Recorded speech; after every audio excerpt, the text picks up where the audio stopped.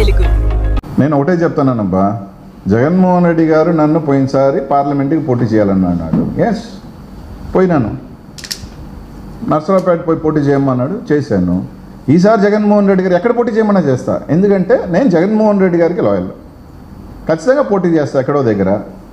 ఇప్పుడు జగన్మోహన్ రెడ్డి గారు ఇస్తారా లేదా అని పక్కన పెడితే, నేను జగన్మోహన్ రెడ్డి గారు ఇక్కడ పోటీ చేయమంటే చేస్తా, లేదు అంటే నాకేం. ఎందుకంటే నేను గర్వంగా కూడా చెప్తాను, ఎప్పుడూ చెప్తాను, మళ్ళీ కూడా చెప్తున్నా, నేను 2 సార్లు ఎమ్మెల్యే ఇదే నెల్లూరు జిల్లాలో. ఎప్పుడూ ఒక మంత్రిగా నేను మంత్రి అయ్యా.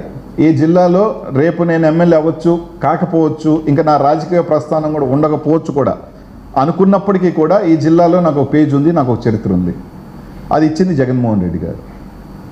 అనిల్ అనే సోకాల్డ్ వ్యక్తి, ఎవరో అన్న తెలియని వ్యక్తిని ఈరోజు రాష్ట్ర వ్యాప్తంగా పలానా అనిల్ కుమార్ యాదవ్, మీరు చెప్పినట్టు ఒక ప్రముఖ వ్యక్తితో, ఒక 10 మందికి పరిచయం ఉన్న వ్యక్తి చేసిన వ్యక్తి జగన్మోహన్ రెడ్డి గారు.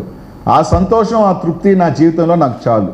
ఆయన ఇవ్వకపోయినా నేనేం బాధపడేది లేదు, ఇచ్చినా హ్యాపీగా పోటీ చేసేది. కాబట్టి ఈ జిల్లాలో నాకు ఒక పేజు, నాకు ఒక హిస్టరీ ఇచ్చేసిన వ్యక్తి. ఇంతకన్నా మళ్ళీ ఇంక ఎంపీఓ, మళ్ళీ ఎమ్మెల్యే అయినా రాకపోయినా నాకేం బాధ లేదు. అర్థమైందా? ఆ స్థాయి నాకు గౌరవం ఇచ్చాడు. నాకు కాకపోతే ఇంకొకరికి ఇచ్చినా సంతోషమే. ఇప్పుడు నన్ను జగన్మోహన్ రెడ్డి నుంచి నన్ను నర్సరావుపేటకి పంపించాడు, కానీ ఈ జిల్లాలో ఒక బీసీకి ఇచ్చాడు, ఒక మైనారిటీకి ఇచ్చాడు. ఆ పార్లమెంట్లో ఆ 2 ఇచ్చారనే కదా మేము ఒక ఎంపీ అభ్యర్థిని, సరే ఎంత పెద్ద వ్యక్తి, దేంట్లో పెద్ద మీ అందరికీ తెలుసు, ఆ వ్యక్తిని మేము కోల్పోయాం. ఇదే తెలుగుదేశం పార్టీ చేయగలుగుతానా అని అడుగుతా ఉన్నా. లటక్కని లాక్కొని 2 సీట్లు ఇచ్చారు మీరు, అప్పుడు దాకా ఉన్న ఒక వ్యక్తిని తీసేసి కూడా. అంత నష్టమైనా ఈరోజు జగన్మోహన్ రెడ్డి భరించారు కదా. జగన్మోహన్ రెడ్డికి ఇవ్వాల్సిన అవసరం లేదు కదా. ఒక వ్యక్తి నేను పార్టీలోంచి వెళ్ళిపోతాను, వాళ్ళకి టికెట్ ఇంకొకరికి ఇచ్చినా కూడా జగన్మోహన్ రెడ్డి గారు ఏమనేవాళ్ళు కాదు కదా. అయినప్పటికీ ఒక పేద మైనారిటీకి ఇచ్చాడు కదా జగన్మోహన్ రెడ్డి గారు. ఓటమి గెలుపు తర్వాత సంగతి అబ్బా.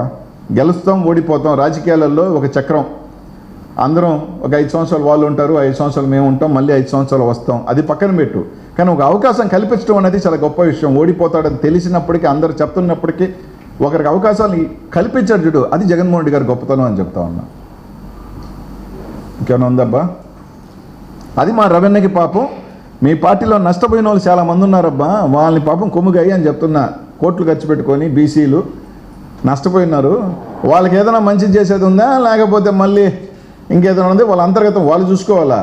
ఈసారి జిల్లాలో ఏదైనా మళ్ళీ ఒక ఎమ్మెల్యే ఇచ్చేది ఉందా, ఒక ఎంపీ ఇచ్చేది ఉందా, అది కూడా లేదా.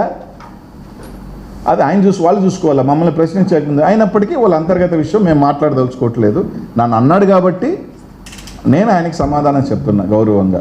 కానీ అన్న చెప్పినట్టు నేను మీ 17 ఇయర్స్ ముఖ్యమంత్రిలో, మా 5 ఇయర్స్ జగన్మోహన్ రెడ్డి గారు ముఖ్యమంత్రిగా, మీ పత్రికల ద్వారా నేను చెప్తున్నా, ఆయనే సవాల్ విసిరాడు, ఛాలెంజ్ విసిరింది ఆయనే. ఎక్కడ పెట్టినా నేను ఏ టైం అయినా నేను సిద్ధంగా ఉన్నా. మీరు చూస్తున్నది time line Telugu digital network. సమాజం కోసం సరికొత్త ఆలోచన.